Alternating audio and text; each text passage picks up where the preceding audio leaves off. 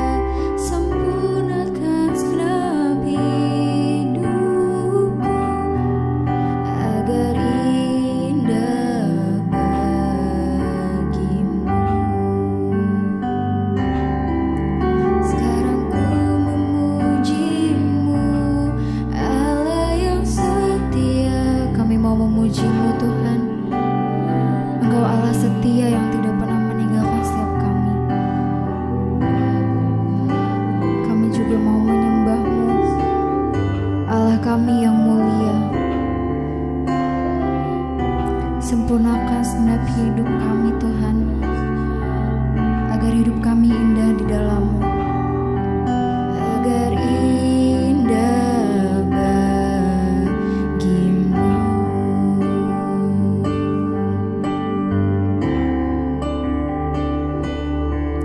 Sekarang ku memuji-Mu, Allah yang setia, yang tak pernah perbuatan tangan-Mu. Sekarang ku menyembah-Mu, Allah yang mulia, sempurnakan segenap hidupku, agar indah Sekali lagi kita nyanyikan pujian ini. Sekarang ku memuji-Mu, pernah meninggalkan. Engkau tidak pernah meninggalkan perbuatan tangan kasih-Mu di dalam hidup kami. Sekarang ku menyembah-Mu, Allah yang mulia, sempurnakan segenap hidupku, agar indah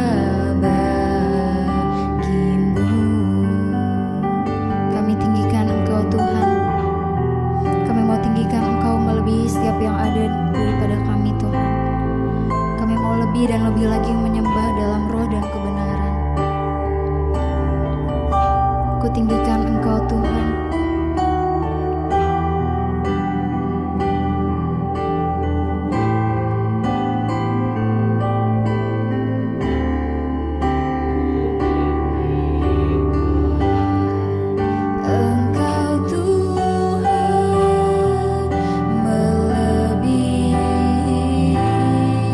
Segalanya lebih dalam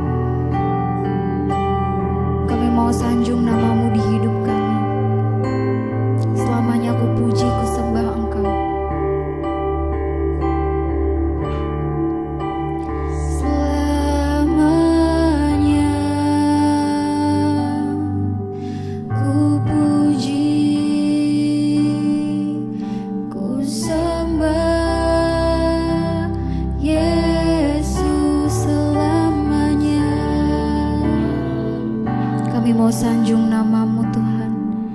Ku sanjung namamu, bahkan untuk selama-lamanya. Tekad kami hanya untuk menyenangkan-Mu selamanya. Tekadku senangkan Engkau selamanya.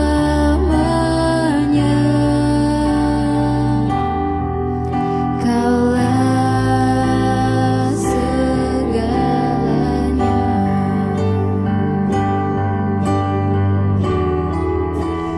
Selamanya kami mau puji, ku puji, ku sembah Yesus. Selamanya, selamanya kami mau sanjung namamu di hidup kami Tuhan.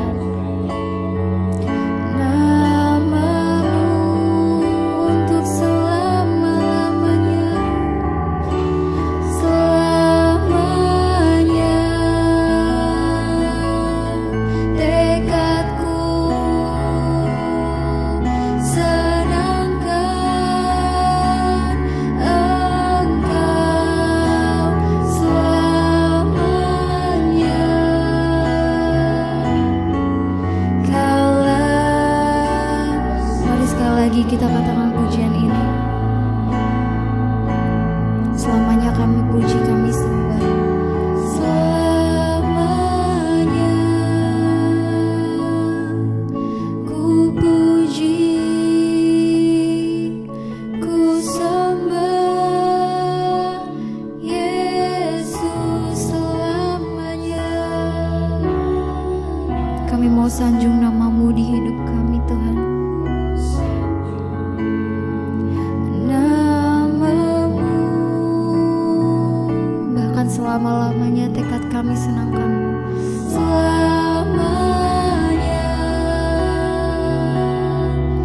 tekadku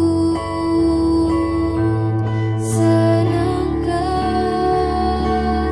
Engkau selamanya.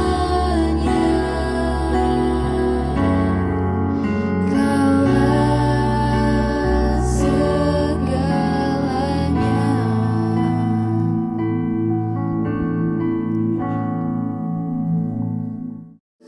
Ini kerinduan kami ya Tuhan, ajar kami mengasihi Engkau walaupun tanpa alasan, sekalipun keadaan kami sedang tidak baik-baik saja. Ajar kami mencintai, mengasihi Engkau Tuhan, sebab Engkaulah alasan untuk kami hidup. Engkau alasan kami ada di dalam dunia ini ya Tuhan. Terima kasih Bapa buat kesempatan Engkau masih izinkan kami beribadah. Setiap kami yang datang hari ini dengan hati yang terbuka bagi kebenaran firman-Mu, tegur kami, didik kami, nasihati kami lewat kebenaran firman-Mu. Urapi hamba-Mu yang tidak ada apa-apanya Tuhan. Biar Engkau berbicara bagi kami Tuhan, sampaikan firman-Mu bagi setiap kami. Di dalam nama Tuhan Yesus, yang buka hati bagi firman Tuhan, mari katakan bersama. Amin, amin. Silakan duduk. Shalom Bapak Ibu yang terkasih. Bagaimana kabarnya hari ini? Luar biasa karena kita punya Tuhan yang luar biasa. Apapun keadaan kita, ya kita katakan luar biasa. Kenapa? Karena Tuhan itu yang luar biasa. Iya, hari ini tema firman Tuhan masih di dalam tema yang sama, bagaimana kita ini membangun hubungan, relasi yang sehat dengan Tuhan. Tapi hari ini subtemanya adalah penghalang-penghalang di dalam kita membangun hubungan dengan Tuhan. Saudara, kita semua rindu pasti punya hubungan yang dekat dengan Tuhan. Tapi ya percayalah selalu ada penghalangnya. Ya, tidak mungkin iblis itu mau berdiam diri kita dekat dengan Tuhan. Ya, yang pertama pasti iblis tidak akan senang, lalu dia akan memakai berbagai cara untuk membuat kita jauh dari Tuhan. Nah, hari ini tema firman Tuhan yang diberikan dari gereja adalah Yesaya 59. Kita baca mulai dari ayat yang pertama saudara ya. Yesaya 59 ayat 2 sebenarnya, tapi saya pengen kita baca satu perikop. Kita baca bersama 1, 2, 3. Sesungguhnya tangan Tuhan tidak untuk dan pendengarannya tidak kurang tajam untuk mendengar.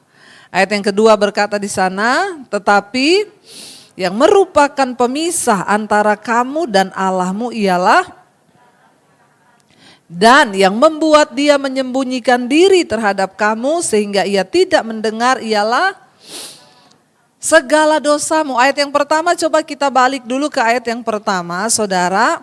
Mari kita pahami bersama. Saya banyak menemukan orang Kristen yang berkata, Bu, saya itu udah doa loh, saya itu udah puasa loh Bu, saya itu sudah melakukan ini dan itu. Tapi kenapa saya belum menerima jawaban? Yang pertama yang harus kita mengerti, firman Tuhan, Alkitab berkata Tuhan tetap Tuhan. Dia berkuasa, yes. Dia sanggup menjawab doa kita, amin. Dia sanggup mengubah keadaan kita, pasti. Makanya firman ini berkata sesungguhnya Tuhan tuh gak pernah berubah. Tangan Tuhan tidak kurang panjang. Ya, dia sanggup menjamah, dia sanggup melakukan segala perkara yang dia mau. Ya, dan dikatakan tangan Tuhan itu tidak kurang panjang untuk menyelamatkanmu dari segala dosa, dari segala pergumulan, segala tantangan. Dan juga pendengarannya tidak kurang tajam untuk mendengar. Sekalipun banyak orang Kristen itu yang gak tahu diri, sorry ya. Ya, Tuhan tuh gak denger-denger doa saya, Tuhan mau dibilang tuli loh. Saya tuh yang pertama marah kalau ada orang Kristen yang bilang, Tuhan tuh enggak denger loh Bu doa saya. Saya mau tanya, Tuhan denger enggak? Enak aja ngomong Tuhan enggak denger. Tuhan itu denger. Jangan pernah ada yang bilang Tuhan tidak mendengar doa saya. Saya baptis ulang, saya rendam 20 menit. Ya, marah saya kalau dibilang Tuhan tidak mendengar. Tuhan itu telinganya enggak kurang panjang. Bahkan di dalam hati pun yang kita ngomong di dalam hati Tuhan mendengar. Jadi jangan bilang Tuhan tidak dengar saudara. Belum engkau ucapkan saja masih dari hatimu Tuhan mendengar suara hatimu. Bahkan enggak usah suara hati, Alkitab bilang bahasa air mata juga Tuhan tahu. Jadi mulai hari ini jangan bilang Tuhan tidak dengar doa saya. Seringkali kita orang Kristen salah ngomong. Tuhan belum dengar. Enak aja Tuhan belum dengar, Tuhan tidak mendengar apalagi gitu ya. Ayat ini berkata, coba kita kembali, ya sebenarnya bukan tangan Tuhan yang kurang panjang dan juga bukan telinganya yang kurang tajam untuk mendengar. Dia tetap mendengar, tetapi ayat yang kedua berkata di sana apa? Sesungguhnya apa? Ayat yang kedua tolong, tetapi yang merupakan pemisah antara kamu dan Allahmu ialah segala kejahatanmu, dan yang membuat dia menyembunyikan diri terhadap kamu ialah sehingga ia tidak mendengar ialah segala dosamu. Jadi saudara dikatakan di sini, nah kalau orang mau berdoa sebesar apapun engkau mau berdoa, mungkin disertai dengan doa puasa, kalau hubungan kita terpisah dari Tuhan, maka percuma. Makanya saya melihat banyak kehidupan orang Kristen tuh nggak berubah-berubah. Keadaannya stuck di situ. Dia pede, dia pikir dia ke gereja tiap minggu, dia berdoa, dia melakukan mungkin persembahan, perpuluhan, dia pikir Tuhan udah seneng. Ternyata dia tidak sadar, dia tidak tahu, dia begitu pede mengatakan Tuhan beserta dia, ternyata Alkitab berkata dia dengan Tuhan hubungannya terpisah. Lah kalau hubungan terpisah mau apa saudara? Ya, yang menjadi pemisah antara kamu dan Allahmu, kita nggak bisa bersatu dengan Tuhan. Apalagi merasakan pertolongannya, merasakan penyertaannya, tidak mungkin. Dan yang menjadi pemisah antara kamu dan Allahmu ialah segala kejahatanmu. Hal pertama yang membuat hubungan kita dengan Tuhan itu rusak adalah kejahatan. Sehingga itu yang menyebabkan Tuhan menyembunyikan diri terhadap kita dan dia tidak mau menjawab doa kita ialah karena segala dosa dan pelanggaran kita. Saudara, jangan anggap enteng dosa itu. Sekarang ini yang namanya dosa itu mulai dikurang-kurangi bobotnya. Orang sekarang banyak hidup kompromi dengan dosa. Karena mereka pikir biasalah, nggak usah terlalu kudus-kudus lah hidup ini. Banyak orang mulai kompromi dengan dosa sehingga mereka berpikir dosa itu ya sesuatu yang biasa. Saudara, dosa itu adalah sesuatu yang luar biasa dalam diri manusia. Kenapa Yesus turun dari sorga? Kenapa dia datang untuk mati, disiksa, mencurahkan darahnya? Kan cuma untuk satu hal. Untuk apa? Membereskan hidup kita ini dari dosa. Karena itu jangan anggap enteng dosa dalam hidup kita. Mungkin ada yang berkata, saya tidak selingkuh loh Bu. Saya tidak bersinah loh Bu. Tapi engkau masih punya kepahitan di hati. Engkau masih iri hati terhadap orang. Ya, omongannya itu seringkali omongan yang pahit kepada orang, ya. Bahkan cara berpikir kita seringkali melihat orang, ya, dan kita suka tersinggung, kita suka marah, itu juga semua dosa-dosa yang harus kita bereskan dari hidup kita. Dosa itu ada jenisnya, ada dosa yang kelihatan, ada dosa yang tidak kelihatan. Ada dosa yang mengikat, ada dosa yang hanya Tuhan. Dosa itu yang kelihatan, ya kalau dosa kelihatan itu ya enaknya apa? Orang bisa tegur kita kalau dosa yang kelihatan. Ya misalnya ya kita pemarah atau kita ada orang ya yang bersinah, selingkuh itu kelihatan. Nanti ada temennya yang tahu diomongin, kamu tuh gak boleh kayak gitu loh. Saya tuh kalau lihat-lihat kamu tuh kayaknya pemarah banget ya, salah dikit marah. Ya kok kamu tahu bilang gitu ya, saya lihat lah orang dari kamu itu marah, kita masih bisa ada yang tegur. Orang terdekat kita. Tapi kalau dosa yang tidak terlihat dan biasanya orang tidak menyadari dosa yang tidak terlihat itu. Di sini loh, di dalam hati. Hati yang pahit, iri, dengki, ya lihat orang matanya udah kayak gini. Nah ini dosa ini. Ini dosa saudara. Jangan pikir itu enggak dosa, memang cuma mata yang begini. Tapi itu dari hati yang jahat. Suka lihat orang susah. Ya, senang lihat orang susah, susah lihat orang senang. Nah itu dosa. Ya kalau lihat orang senang dia susah. Tapi kalau lihat orang susah dia senang. Ini dosa saudara. Mari kita hari-hari ini saya tidak perlu menjelaskan kepada saudara apa itu dosa.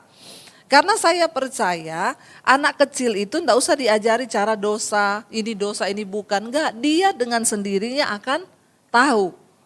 Ya, anak kecil itu kita enggak usah ajari cara bohong. Dengan sendirinya dia pintar bohong. Tapi dia tahu nggak bohong itu dosa? Tahu. Kenapa begitu? Karena Tuhan menaruh hukumnya di dalam hati manusia. Jadi manusia melakukan dosa itu dia pasti tahu ada tuduhan di hati. Kalau anak kecil kita nggak usah ajarin nyolong, nanti dia bisa nyolong sendiri duit kita. Tapi waktu dia nyolong ada rasa berdosa nggak? Ada. Saya dulu belum kenal Tuhan Yesus. Saya kalau nyolong uang mami saya, papi saya, ya saya takut. Ada rasa takut, ya tapi saya tetap ambil juga. Tapi habis itu takut. Kenapa?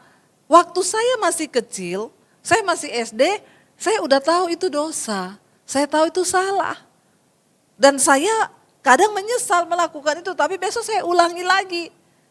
Kenapa? Karena saya terikat. Nah ada dosa kejatuhan, ada dosa keterikatan. Orang kena roh persinahan contoh.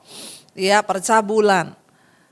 Roh persinahan percabulan itu gak usah bicara kita selingkuh, kita ke tempat pelacuran atau kita melakukan hubungan dengan orang lain, gak usah. Nonton film porno, itu roh persinahan gak? Ya. Tapi saya mau tanya, itu bisa kejatuhan dan juga bisa keterikatan. Ya kejatuhan contohnya. Sekarang itu kan dosa itu hanya sejauh mata kita nih di HP kita ini kan banyak sekali dosa kan. Ya seperti yang saya bilang, Saya mau bikin khotbah kaki Dian, saya klik di Google kaki Dian, yang muncul Dian punya kaki. Ya, itu yang muncul Dian punya kaki semua, wah mulus-mulus. Ya, sekarang tinggal kita nih mau klik Dian punya kaki atau kaki Dian. Atau kakinya Dian. Benar apa benar? Ya, kalau saya tetap otak saya ya positif karena ada firman, ya saya lewatin itu. Saya nggak mau, saya klik kaki Dian. Tapi kalau orang yang masih mau main-main, tidak kuat di dalam firman, rohnya nggak kuat, ya dia coba-coba klik kakinya Dian. Nanti begitu klik satu kakinya Dian, keluar kaki-kaki yang lain. Iya nah bapak-bapak, nggak usah pura-pura bego. Tapi nggak usah angkat tangan juga. Nanti malu ya. Akhirnya ada orang saat itu ketika dia klik terikut emosi perasaannya, dagingnya terpancing, dia ikuti. Lalu dia terjerumus menonton film porno. Hari itu saya mau tanya, dia jatuh atau terikat? Jatuh dulu, jatuh, belum terikat. Baru jatuh. Nanti besok dia, nah ini loh saudara, film porno itu begitu sekali masuk dia tuh merasuki pikiran, merasuk sel-sel di otak. Sekarang itu banyak anak-anak muda yang otaknya udah rusak, kenapa? Karena mereka itu nonton film porno sehingga membuat itu dia teringat terus di alam bawah sadar. Kakinya Dian tadi. Lalu akhirnya besok, haleluya. Nggak usah kaget ya, biasa saja ya, namanya juga orang bersin, nggak usah dilihat, kepo loh. Ya saudara, lalu besok itu setan datang ditambah dengan daging. Setan bilang kemarin kamu nonton kakinya Dian bagus loh, masih ada kaki-kaki yang lain. Ada kakinya Susi, kakinya siapa lagi? Ya, kamu kalau mau lihat jangan bilang Debbie loh ya. Ya, nanti kalau kamu mau lihat ada, coba klik lagi yang kemarin itu. Tadinya awalnya kejatuhan. Kalau orang rohnya kuat, mungkin dia bisa jatuh satu saat. Jatuh, tapi dia bertobat. Tuhan ampuni Tuhan, kemarin kenapa saya masih lihat film begitu Tuhan. Ampuni, kuduskan aku. Dia baca Alkitab. Dia berdoa, dia dengar lagu-lagu rohani, dia bangun rohnya kembali. Itu orang yang sadar, tapi orang yang tidak sadar besok dia cari lagi tuh kakinya Dian. Dari satu kali, ya besok jadi 2 kali. Nanti sehari bisa 2 kali. Bertambah jadi sehari 3 kali. Ada yang sehari sampai 6 kali, ada orang konseling sama saya, Bu. Saya nonton film porno sehari bisa sampai 6-7 kali, Bu. Saya bilang sebentar lagi kau gila. Sakit jiwa kau. Terusin aja. Iya Bu, makanya saya mau bertobat Bu. Saya tahu itu dosa, keluar dari situ. Tapi kayaknya berat jerat itu. Nah ini gara-gara satu kali kita biarkan daging kita. Ya, jadi handphone ini bisa menjadi alat untuk setan, tapi juga bisa kita pakai menjadi alat buat Tuhan. Saya untuk belajar khotbah, orang bilang gini, Bu, ya kenapa Ibu nggak pakai Alkitab? Bukan apa-apa. Yang pertama mata saya udah buram baca Alkitab. Ini kan menyala ya, jadi kita baca itu apalagi kalau kita tandai biru, tulisannya itu jadi berubah putih, dasarnya biru, di mata itu nggak sakit, kita bisa baca. Lalu saya mau cari ayat, misalnya saya mau khotbah duduk di situ, tiba-tiba Tuhan ingetin, bicara tentang kemurnian. Saya tinggal buka konkordansi Alkitabnya, saya ketik kemurnian di Alkitab, keluar semua ayat tentang kemurnian. Jadi saudara, alat ini bisa kita pakai untuk kemuliaan Tuhan, tapi selanjutnya juga bisa kita pakai untuk jadi kerajaan setan di hidup kita. Tinggal tergantung di tangan siapa dia berada. Amin apa amin? Ya, handphone yang sama, barang yang sama di tangan orang yang terikat dengan film porno tiap hari buat nonton film porno. Tapi di tangan saya handphone ini menghasilkan khotbah-khotbah yang bisa menyelamatkan jiwa-jiwa. Nah sekarang kan kita yang memilih. Kenapa engkau serius? Hanya harus serius dengan dosa. Yang pertama tadi ayat ini sudah berkata, dosa itu memisahkan kita dari Tuhan. Nah saudara bayangkan kalau hidupmu terpisah dari Allah, ada damai enggak? Enggak mungkin, stres kau. Orang yang terpisah dari Tuhan tuh stres. Paling enak tuh hidup dekat dengan Tuhan. Paling enak tuh saya nih paling enak, nyanyi sedikit nangis. Merasakan Tuhan, baru nyanyi refnya toh udah air mata keluar. Mau di mobil, mau di pesawat, mau di mana aja, ya udah. Di atas pesawat kemarin saya terbang dari Palangkaraya ke sini, goyang terus pesawatnya, anginnya kenceng. Lalu roh ketakutan mulai muncul. Ini kalau tiba-tiba pesawatnya jatuh, jangan bilang pendeta enggak ada pikiran gitu, ada.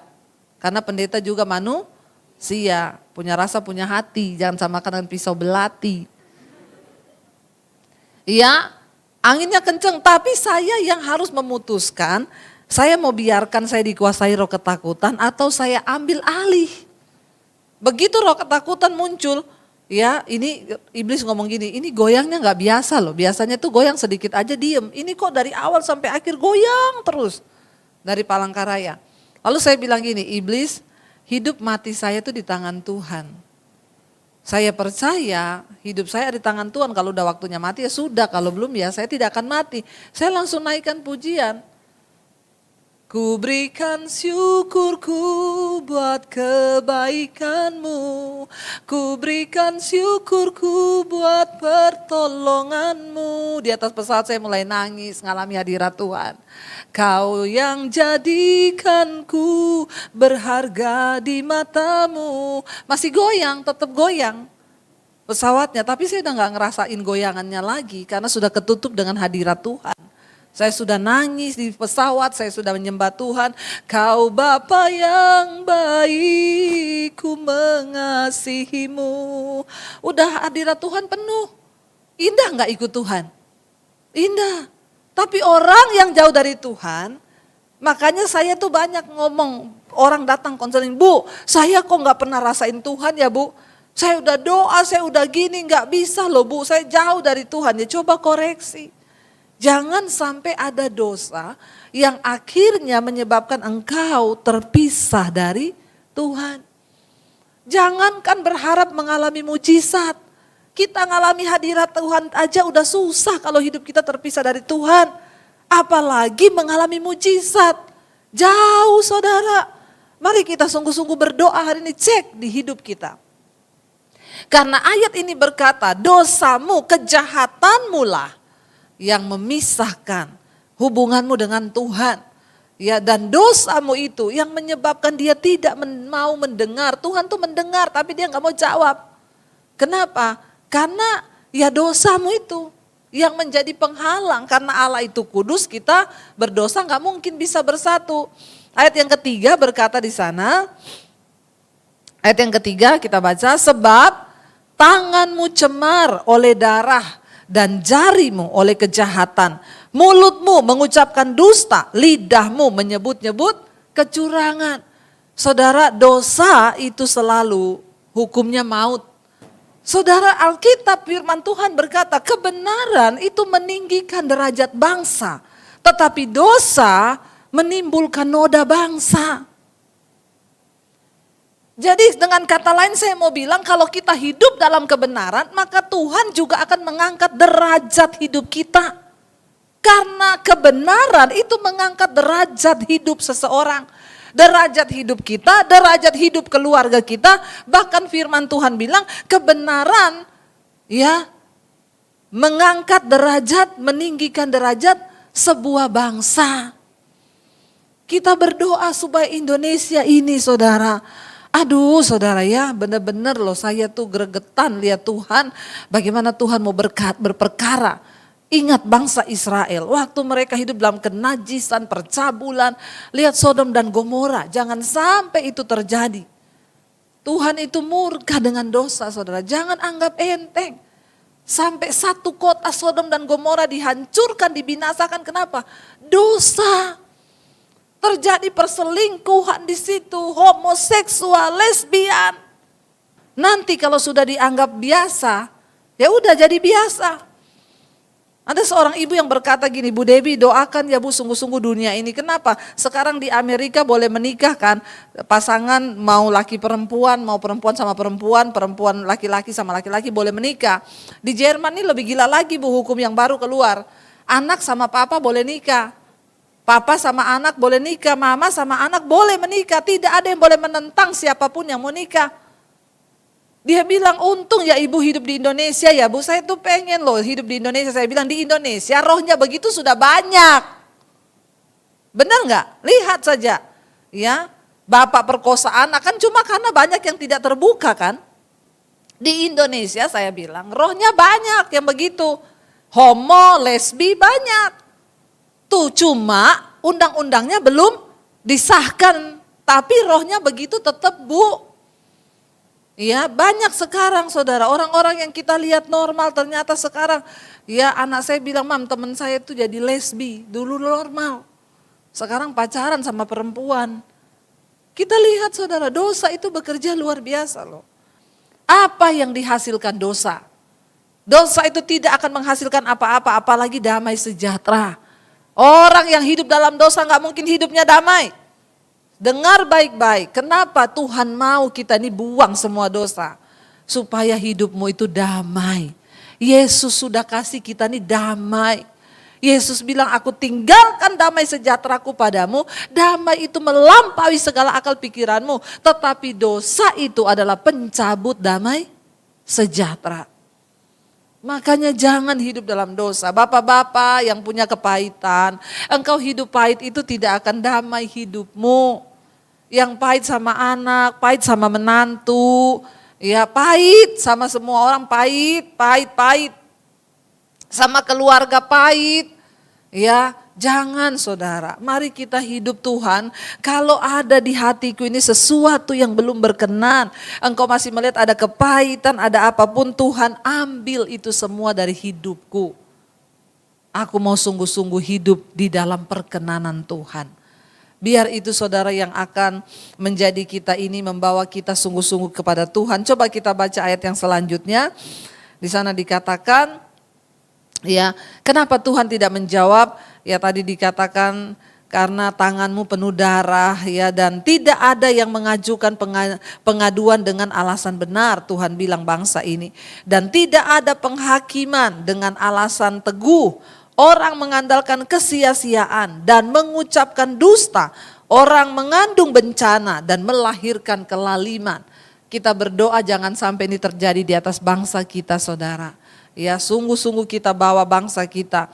Orang mengajukan pengaduan dengan alasan yang ya tidak benar, ya semua sudah tidak ada yang benar. Tidak ada yang menghakimi dengan alasan teguh, orang mengandalkan kesia-siaan, bayangkan. Mengucapkan dusta, jangan suka bohong, itu juga dosa. Nah ini bohong ini, ya mungkin kita pikir bohong-bohong itu biasa lah. Suami jangan suka bohong sama istri, amin. Amin bapak-bapak. Gak ada amin loh bapak-bapak ini. Ya, berarti di sini semua bapak-bapaknya sudah luar biasa ya. Ibu-ibu juga jangan suka bohong kepada suami.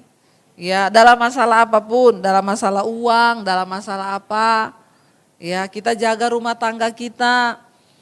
Ya, sampai ada ibu-ibu yang ngomong, "Wah, suami saya itu, Bu, jangankan saya colong duitnya. Saya ini ke pasar aja dia nggak pernah kasih saya uang. Sampai dia temenin saya kalau ke pasar, Bu. Jadi beli telur 1 kilo yang bayar dia. Karena dia takut saya mau ambil uangnya. Orang di pasar pikir gini, ibu luar biasa suaminya setia banget ya. Bukan setia Bu, dia takut duitnya saya colong. Jadi biar beli telur dia anter. Karena harus keluar dari kantongnya, suami yang begini bertobat. Pelit itu juga dosa. Alkitab bilang orang pelit tidak masuk sorga. Amin bapak-bapak. Jangan pelit-pelit ya. Lalu dikatakan yang berikutnya saudara, ayat yang kelima, dikatakan mereka menetaskan telur ular beludak ya, dan menenun sarang laba-laba. Waduh, Siapa yang makan dari telurnya itu akan mati, dan apabila sebutir ya ditekan pecah, keluarlah seekor ular beludak. Ini tentang akibat-akibat dosa yang kita nggak tahu, tapi di alam roh seperti itu saudara. Orang yang hidupnya suka bohong, suka berdosa, engkau sedang mengandung kelaliman. Satu saat engkau akan menetaskan telur ular beludak, yaitu kayak yang bunuh diri. Selingkuh tadi awalnya cuma karena selingkuh. Selingan indah keluarga utuh. Katanya Pret. Nggak ada selingan indah keluarga utuh. Selingkuh. Maunya selingannya indah tapi tetap keluarganya tetap utuh. Nggak ada begitu. Dosa tetap dosa. Jangan main-main saudara, karena iblis itu ini yang dikatakan di sini. Menenun sarang laba-laba, menetas, dia mengandung kelaliman, menetaskan telur ular beludak. Ya, satu aja ditekan pecah, keluar seekor ular beludak. Hati-hati, dosa kecil bisa berubah menjadi sesuatu yang mematikan. Lalu ayat yang berikutnya, ayat yang ke-6, di sana dikatakan, sarang yang ditenun itu tidak dapat dipergunakan sebagai pakaian, dan buatan mereka itu tidak dapat dipakai sebagai kain. Perbuatan mereka adalah perbuatan kelaliman, dan yang dikerjakan tangan mereka adalah kekerasan belaka. Apa artinya? Dosa itu tidak akan berguna apa-apa. Tenunannya tidak dapat dipakai, ya tidak dapat dipergunakan sebagai pakaian. Dosa ditenun dan buatan mereka itu tidak dapat dipakai sebagai kain. Artinya apa? Dosa itu tidak ada gunanya dalam hidup manusia, itu enggak ada. Yang ada itu malah dikatakan di sana, ya satu saat akan menetas, membunuh kita sendiri. Saudara yang terkasih, kalau kita mau mengalami Tuhan dalam hidup ini, kalau kita mau mengalami doa-doa kita dijawab, hubungan kita dengan Tuhan itu dekat, mari kita bereskan sebelum dosa-dosa yang kecil tadi berubah menjadi sesuatu yang buas seperti ular-ular beludak ini. Mari sebaiknya kita introspeksi diri. Kita mau Tuhan, hari ini biar Engkau lihat, saya undang para imam musik maju ke depan. Kita mau bilang, Tuhan biar Engkau lihat apa yang ada di hati kami, apa yang ada di hidup kami. Kami mau sungguh-sungguh Tuhan datang kepada Tuhan, kami mau sungguh-sungguh meminta untuk Tuhan turut bekerja. Bilang pada Tuhan, Tuhan ambil semua yang tidak berkenan. Karena ini penting kita bereskan hidup kita, buang semua yang tidak berkenan.